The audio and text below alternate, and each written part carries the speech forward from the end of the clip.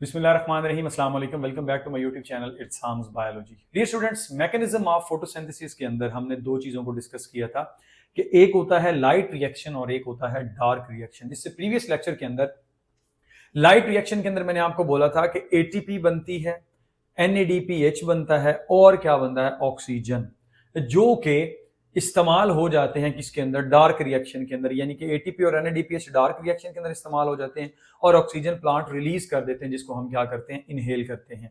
तो वो जो रिएक्शन था जो कि सूरज की रोशनी को, सनलाइट को यूटिलाइज कर रहा था, उसका नाम क्या था, लाइट रिएक्शन। उसको हम लाइट डिपेंडेंट रिएक्शन भी बोलते थे। लेकिन वही एटीपी और NADPH जब डार्क रिएक्शन में आए, कार्बन डाइऑक्साइड को लेके ग्लूकोज बनाया, तो वो लाइट इंडिपेंडेंट रिएक्शन था। MBBS चाइना से करना चाह रहे हैं लेकिन प्रोसेस का नहीं पता, टोटल कॉस्ट कितनी आती है इसके बारे में मालूमात नहीं है, डॉक्यूमेंट्स कौन कौन से रिक्वायर्ड होते हैं इसके बारे में भी स्टूडेंट्स को नहीं पता होता, चाइना की वीजा एक्सेप्टेंस रेशियो क्या है, वहां की डेली लाइफ कैसी है, स्टूडेंट्स किस तरह से हॉस्टल्स के अंदर रहते हैं, हॉस्टल्स के अंदर कौन कौन सी फैसिलिटीज हैं, ऑन कैंपस आपको कौन कौन सी फैसिलिटीज मिलती हैं, क्या आपको स्कॉलरशिप मिलता है ड्यूरिंग स्टडी या नहीं, तमाम तर क्वेश्चंस के आंसर आपको देने जा रहे हैं इन टाइम स्टडी एडवाइजर्स। इसके अलावा भी बहुत सारे क्वेश्चंस होते हैं जो स्टूडेंट्स के ज़हन में होते हैं, स्पेशली यूनिवर्सिटी किस इदारे से रिकॉग्नाइज्ड है, क्या आप जिस यूनिवर्सिटी में पढ़ना जा रहे हैं वो MOE लिस्टेड है या नॉन लिस्टेड है, या आप जिस यूनिवर्सिटी में जा रहे हैं वो PMDC से रिकॉग्नाइज्ड है या नहीं है, या जिस यूनिवर्सिटी में आपने एडमिशन लेना है वो WHO वर्ल्ड हेल्थ ऑर्गेनाइजेशन से रिकॉग्नाइज है या नहीं है। ये तमाम तर क्वेश्चन एक वो बच्चा जो MBBS करने के लिए पाकिस्तान से बाहर चाइना में जाता है उसके ज़हन में लाजमी आते हैं। इन तमाम तर क्वेश्चंस के आंसर आपको देने जा रहे हैं इन टाइम स्टडी एडवाइजर्स। आप इनके साथ कांटेक्ट कर सकते हैं और जो जो MBBS इन चाइना से रेलिवेंट क्वेश्चंस है वो आप इनके साथ। तो आज की इस वीडियो लेक्चर के अंदर हम पढ़ने जा रहे हैं लाइट डिपेंडेंट रिएक्शन, और उसमें से भी पहला हमारा होगा नॉन साइक्लिक फोटोफॉस्फोराइलेशन। इसको नॉन साइक्लिक फोटोफॉस्फोराइलेशन क्यों बोलते हैं वो मैं आपको एंड पे बताऊंगा, लेकिन इसका दूसरा नाम जो है वो है हिल रिएक्शन, या इसको हम जी स्कीम भी बोलते हैं। क्या बोलते हैं, जी स्कीम। ठीक हो गया। तो इसके अंदर बेसिकली क्या होता है, इलेक्ट्रॉन ट्रांसपोर्ट चेन चलती है, कैसे चलती है, किस तरह से ये पूरा फिनोमेनन होता है, इसके स्टेप कौन कौन से हैं, वो वन बाय वन करके हम डिस्कस करते जाएंगे। सबसे पहले आपको पता होना चाहिए कि ये जो आपके पास है, ये जो मेम्ब्रेन है, ये किसकी है, थैलाकॉइड मेम्ब्रेन है। इस थैलाकॉइड के ये अंदर वाली साइड क्या है, ल्यूमिन। ये बाहर वाली साइड, ये बाहर वाली साइड क्या होगी, स्ट्रोमा। ये बात याद रखिएगा। ये अंदर वाली साइड है, सपोज मैं यहाँ पे ऐसे कर देता हूँ ताकि आपको समझ आ जाए। सपोज ये थैलाकॉइड की अंदर वाली साइड है जिसका नाम ल्यूमिन है। इससे बड़ी काफ़ी चीज़ें आपको ना क्लियर होंगी। ठीक हो गया।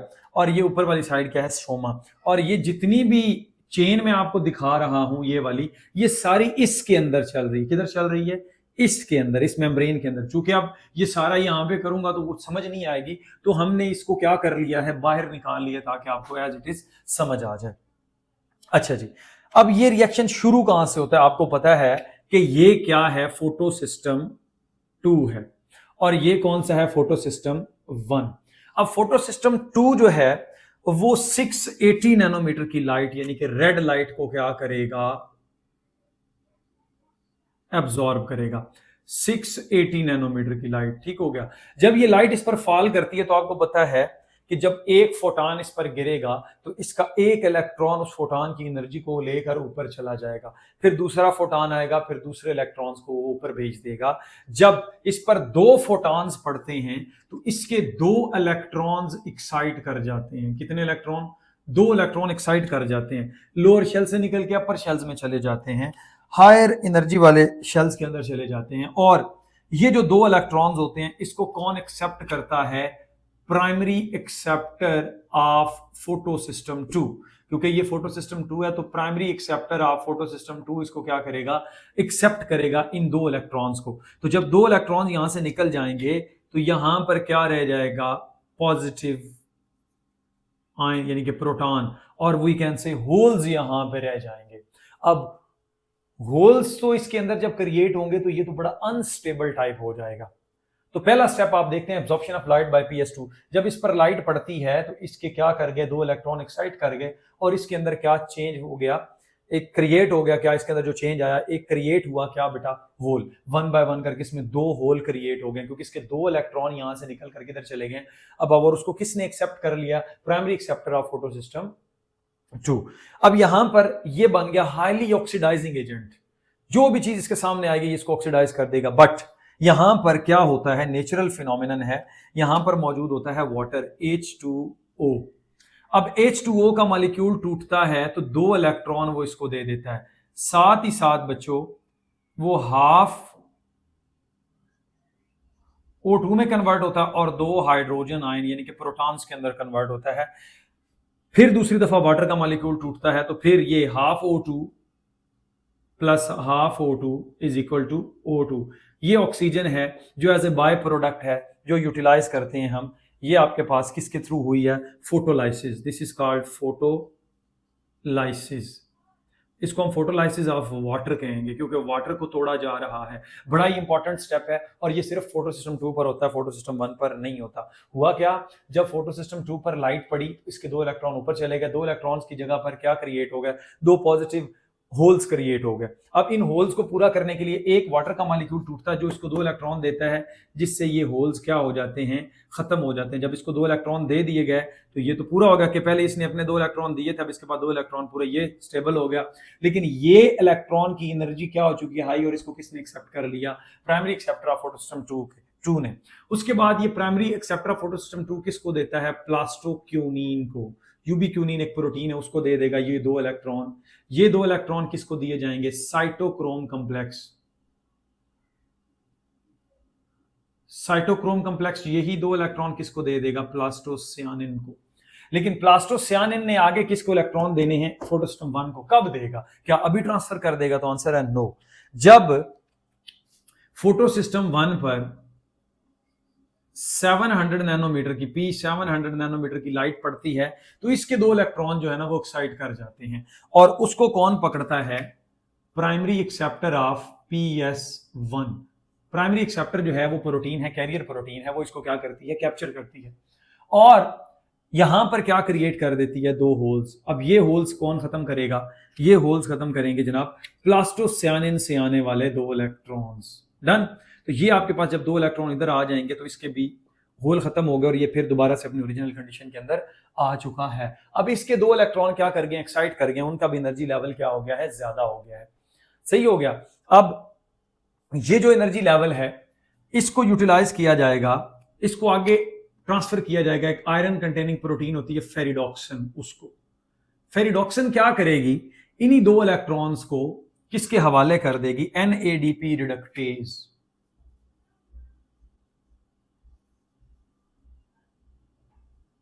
एक ऐसा एंजाइम जो NADP पॉजिटिव को पकड़ेगा, और ये जो हाइड्रोजन आयन यहां पे प्रोड्यूस हुए थे इनको यूटिलाइज करते हुए इसको किस में तब्दील कर देगा, किसके अंदर तब्दील करेगा, NADPH के अंदर। तो क्या होता है, NADP पॉजिटिव आएगा, और प्लस ये हाइड्रोजन आयन यहां से चला, इस मेम्ब्रेन को पास किया। ये कैसे करता है, इस प्रोसेस को बोलते हैं केमियोस्मोसिस, वो मैं आपको बाद में बताऊंगा। हाइड्रोजन आयन यहां तक पहुंचा और NADP जो कि एनर्जी पुअर कंपाउंड था वो इनके पास आए और 2 इलेक्ट्रॉन्स लिए। ये जो 2 इलेक्ट्रॉन्स इसको ट्रांसफर किए गए थे ये किस में तब्दील हो गया, NADPH के अंदर, एक एनर्जी रिच कंपाउंड के अंदर तब्दील हो गया। इसने उस 2 इलेक्ट्रॉन किसको दे दिए, NADP पॉजिटिव को। देखिए पॉजिटिव यहां पर भी इलेक्ट्रॉन नहीं है, H पॉजिटिव यहां पर भी इलेक्ट्रॉन नहीं, तो कितने इलेक्ट्रॉन चाहिए, 2। यही 2 इलेक्ट्रॉन किसको दे दिए गए, NADP पॉजिटिव और H पॉजिटिव को देके NADPH बना दिया गया, एक एनर्जी रिच कंपाउंड बना दिया गया। तो दूसरा प्रोडक्ट हमारा ये आ गया। अब सवाल ये पैदा होता है कि सर जी इसमें तो ATP भी बन रही है, आपने बोला था ATP कहां पे बनती है। तो प्यारे बच्चों ये देखें, ये यहां से लेकर यहां तक एनर्जी रिलीज हुई है कि नहीं हुई। ये जो एनर्जी है, ये जो रिलीज हुई है, ये क्या करती है, बेसिकली ये हाइड्रोजन आयन को पंप करती है, और वो हाइड्रोजन आयन जो है वो फिर किस में से गुजरते हैं, ATP सिंथेज में से गुजरते हैं, जिसको केमियोस्मोसिस बोला जाता है। तो यहां पर ये याद रखिएगा, यहां पर एक पंप मौजूद है, इस पंप का नाम है हाइड्रोजन पंप। ठीक हो गया। ये हाइड्रोजन आयन को ये जो हाइड्रोजन आयन ये यहां से ऐसे जा रहे हैं, ये मैं आपको बाद में बताऊंगा, क्योंकि एक वाटर का मॉलिक्यूल जो है वो एक नहीं टूटता, बार बार वाटर के मॉलिक्यूल टूट रहे हैं, बार बार टूट रहे हैं, तो यहां से हाइड्रोजन आयन जो है वो इधर आ रहे हैं, ल्यूमिन से स्ट्रोमा में आ रहे हैं। किसकी मदद से? एक एंजाइम होता है एटीपी सिंथेज, ये पूरा टॉपिक है केमियोस्मोसिस का। तो इसमें से हाइड्रोजन आयन जो है ना वो अपनी हायर कंसंट्रेशन से लोअर कंसंट्रेशन की तरफ जाते हैं, और इसकी वजह से, इस पंप की वजह से यहां पर क्या बनती है? एटीपी का मॉलिक्यूल बनता है। ये बेसिकली इस जगह पर नहीं बन रहा, इसको इंडिकेट इसलिए किया गया कि यहां पर हाइड्रोजन पंप मौजूद है। हाइड्रोजन पंप एनर्जी लगा के इसको किधर लेकर आता है? Across the membrane. फिर ये हाइड्रोजन आयन कहां पर इकट्ठे होते हैं? यहां पर। अब ये हाइड्रोजन आयन यहां पर बहुत ज्यादा इकट्ठे हैं, कहां पे? ल्यूमिन के अंदर, याद रखिएगा, ल्यूमिन के अंदर। तो जब ये हाई एनर्जी से लो एनर्जी की तरफ जाते हैं, हाई कंसंट्रेशन से लो कंसंट्रेशन की तरफ जाते हैं, तो ये क्या करते हैं? एडीपी प्लस पीआई को मिला के क्या बनवा देते हैं? एटीपी। ये जो एटीपी यहां पे बनी है, बेसिकली ये यहां पे शो की जा रही है, ये असल में यहां पे नहीं बल्कि यहां पे बनती है। ये एंजाइम का नाम है एटीपी सिंथेज। ये पूरे का पूरा प्रोसेस है, मैंने इंशाल्लाह आपको अगले लेक्चर में बताना है। तो इस तरह से क्या हुआ? एक नॉन साइक्लिक फोटोफॉस्फोरिलेशन का प्रोसेस जो है वो कंप्लीट हुआ। इसको मैं एक दफा समराइज करता हूं और इंशाल्लाह उसके बाद आपको समझ आ जाएगी। होता क्या है प्यारे बच्चों, ये आपके पास क्या है? थैलाकॉइड की मेम्ब्रेन है, इसके अंदर ये फोटोसिस्टम 2, ये फोटोसिस्टम 1। फोटोसिस्टम 2 पर जब सनलाइट पड़ती है, 2 फोटॉन्स पड़ते हैं, वो 2 इलेक्ट्रॉन को एक्साइट कर देता है, यहाँ पर होल क्रिएट हो जाता है। इस होल को फुलफिल करने के लिए क्या किया जाता है? 2 वाटर का मॉलिक्यूल आता है जो इसको 2 इलेक्ट्रॉन दे देता है, जो कि 2 हाइड्रोजन आयन और हाफ ऑक्सीजन के अंदर तब्दील हो जाता है। फिर वाटर का मॉलिक्यूल आता है, तो ये हाफ ऑक्सीजन मिलकर पूरी मॉलिक्यूलर ऑक्सीजन बनाती है। ये मॉलिक्यूलर ऑक्सीजन वो है जो एज अ बाई प्रोडक्ट जिसको हम इनहेल करते हैं, वो वाली होती है। उसके बाद यहां पर फोटोलाइसिस भी हो गई, एब्जॉर्प्शन ऑफ लाइट भी होगा। Electron flow from PS2 to PS1। ये देखें, PS2 के प्राइमरी एक्सेप्टर से लेकर PS1 तक इलेक्ट्रॉन का बाकायदा तौर पर क्या हुआ है? फ्लो हुआ है। इसमें क्या हुआ? प्लास्टोक्यूनिन को दिया गया, प्लास्टोक्यूनिन ने साइटोक्रोम कॉम्प्लेक्स को दिया, साइटोक्रोम कॉम्प्लेक्स ने प्लास्टोसियानिन, प्लास्टोसियानिन ने किसको दे दिया? फोटोस्टम 1 को। अब ऑलरेडी इधर आने से पहले फोटोस्टम 1 पर 700 की लाइट पड़ी थी, तो इसके 2 इलेक्ट्रॉन एक्साइट कर चुके थे, जो कि प्राइमरी एक्सेप्टर ऑफ फोटोस्टम 1 ने जो था उसको क्या किया? यूटिलाइज किया, और इसने किसको दे दिया? फेरिडॉक्सिन ने। फेरिडॉक्सिन ने यही 2 इलेक्ट्रॉन जो है वो किसको दे दिया? NADP रिडक्टेज को। और NADP रिडक्टेज नाम से जाहिर है, इसने NADP के अंदर हाइड्रोजन को डाला, रिडक्शन करवाई, तो NADP रिडक्टेज ने NADPH बनवा दिया। तो दूसरा आपके पास प्रोडक्ट ये आ गया। एटीपी कैसे बनती है? कि ये जो हाइड्रोजन आयन यहां से गुजर कर जाते हैं, ये एटीपी बनवाने में हेल्प करते हैं। और एटीपी यहां से इसलिए बन रही है कि ऊपर से नीचे आते वक्त, सुन लें, ऊपर से नीचे आते वक्त क्या हो रही है? एनर्जी कम हो रही है। इस एनर्जी को यूटिलाइज किया जाता है। हाइड्रोजन की कंसंट्रेशन यहां पर क्या है? लो है। क्या है? लो है। और यहां पर हाइड्रोजन की कंसंट्रेशन क्या है? ज्यादा। तो लो टू हाई करने के लिए यहां पर पंप का इस्तेमाल होता है। ये हाइड्रोजन पंप क्या करता है? हाइड्रोजन आयन को ल्यूमिन के अंदर ज्यादा इकट्ठा करता है। जब हाइड्रोजन यहाँ पे ज्यादा इकट्ठे हो जाते हैं तो कंसंट्रेशन इनकी ज्यादा हो जाती है। तो हाई कंसंट्रेशन से लो की तरफ जब जाते हैं तो उस एनर्जी को यूज करते हुए एडीपी प्लस पीआई को क्या कर लिया जाता है? एटीपी के अंदर कन्वर्ट कर दिया जाता है। तो ये अब आप देख लें कि नेक्स्ट है absorption of light by PS1। जो लाइट है वो PS1 भी क्या कर रहा है? अब्सॉर्ब कर रहा है। और उसके बाद PS1 टू NADP रिडक्टेज। ये सारे स्टेप 1 बाय 1 जो है मैंने लिख दिए हैं। मैं उम्मीद करूंगा कि आपको ये लेक्चर अच्छा लगा होगा, और इंशाल्लाह जो हमारा नेक्स्ट लेक्चर होगा उसके अंदर मैं आपको केमियोस्मोसिस भी बताऊंगा, और साथ ही साथ इंशाल्लाह हम साइक्लिक फोटोफॉस्फोरिलेशन भी करें। तो स्टूडेंट, अब हम बात करने जा रहे हैं साइक्लिक फोटोफॉस्फोरिलेशन। लफ्ज पहले सुने। साइक्लिक मीन रिपीटिंग जो है वो आपके पास इलेक्ट्रॉन का फ्लो जो होगा वो रिपीटिव होगा। पिछला क्या था? Non cyclic photophosphorylation. Non cyclic mean के ऐसी फॉस्फोरिलेशन यानी कि फॉस्फेट को ऐड किया जाएगा, एनर्जी को बनाया जाएगा, एटीपी को बनाया जाएगा by the help of non cyclic photophosphorylation. यानी कि इलेक्ट्रॉन एक जगह से आएंगे और एक जगह में क्या हो जाएंगे? एंड अप हो जाएंगे, फाइनल एक्सेप्टर को दे दिए जाएंगे, और फाइनल एक्सेप्टर वहां पर क्या था? NADP positive.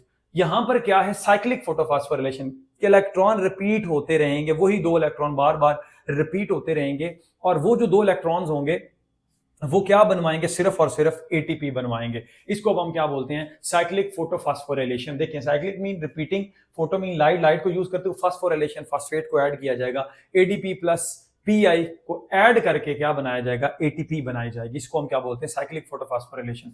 लेकिन ये समझने से पहले एक दफा मैं आपको फिर दोबारा से समराइज कर देता हूं। नॉन साइक्लिक फोटोफॉस्फोरिलेशन क्या हुआ? जब इस पे P680 की लाइट पड़ी, 2 इलेक्ट्रॉन एक्साइट कर गए, वो इधर चले गए, यहाँ पर होल क्रिएट हो गया, वाटर का मॉलिक्यूल आया तो उसने 2 इलेक्ट्रॉन्स इसको दिए, और फुट टूट के 2 हाइड्रोजन आयन और प्लस हाफ O2 के अंदर तब्दील हो गया, फिर वाटर का मॉलिक्यूल टूटा तो दो और हाइड्रोजन आयन और हाफ O2 मिलके पूरा मुकम्मल मॉलिक्यूलर O2 बन गई। इसी तरह से वो इलेक्ट्रॉन प्लास्टोक्यूरिन, साइटोक्रोम कॉम्प्लेक्स, प्लास्टोसियानिन, फोटोसिस्टम 1, उसके बाद किसको दिए जाते हैं, प्राइमरी एक्सेप्टर ऑफ फोटोसिस्टम 1 को। फिर उसको किधर दिए जाते हैं, फेरिडॉक्सिन, और फेरिडॉक्सिन फाइनल किसको देती है, NADP रिडक्टेज, और NADP रिडक्टेज फाइनल एक्सेप्टर जो है वो NADP पॉजिटिव को दे देता है। यहां तक हमने पढ़ लिया था, और उसके रिजल्ट में एक ऑक्सीजन बनी थी, एक यहाँ पे ATP बनी थी, और एक क्या बना था, NADPH। अब साइक्लिक फोटोफॉस्फोरिलेशन की जरूरत क्या पड़ती है? जब प्लांट नॉन साइक्लिक फोटोफॉस्फोरिलेशन कर रहा होता है तो सडनली उसको स्विच करना पड़ जाता है, मैं लफ्ज क्या यूज कर रहा हूं, सडनली उसको स्विच करना पड़ जाता है किस पे, साइक्लिक फोटोफॉस्फोरिलेशन पर। ये कब होता है? ये ज्यादातर जो होता है वो स्ट्रेस की कंडीशन में होगा, कि आइदर प्लांट के पास पानी नहीं है, पानी नहीं है तो हाइड्रोजन आएंगे, इलेक्ट्रॉन नहीं मिलेंगे, तो दो इलेक्ट्रॉन्स को बार बार क्या किया जाएगा, शफल किया जाएगा, और उन इलेक्ट्रॉन्स को जो है ना अगेन एंड अगेन यूटिलाइज किया जाएगा। जहां मैं इंडिकेट करूंगा सिर्फ वही साइक्लिक होगा, उससे पहले वाला नहीं।